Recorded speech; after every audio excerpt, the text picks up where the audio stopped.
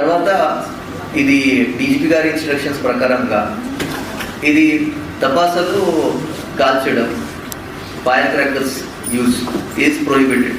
ఇప్పుడు అనంతపూర్ ఇన్సిడెంట్స్లో మీరు అందరూ చూసి ఉంటారు.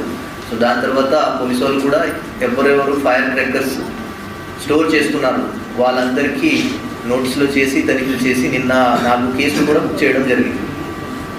సో ఫైర్ క్రాకర్స్ యూసేజ్ కానీ ఎవరైనా తీసుకొచ్చి ఏజెంట్ పార్కింగ్ ప్లేస్లో బండిలో పెట్టుకోవడం అలాంటి ఏం దయచేసి చేయకండి. క్యాండిడేట్ వెహికల్స్ కానీ చీఫ్ ఏజెంట్ వెహికల్స్ ఎక్కడెక్కడ పార్క్ అయి ఉంటాయి. సో దానికి కూడా ర్యాండమ్ వెహికల్ చెకింగ్ జరుగుతుంది.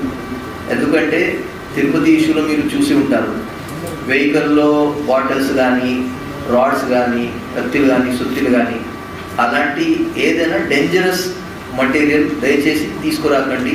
మీ ఏజెంట్స్ని కూడా ఇదే సూచించండి.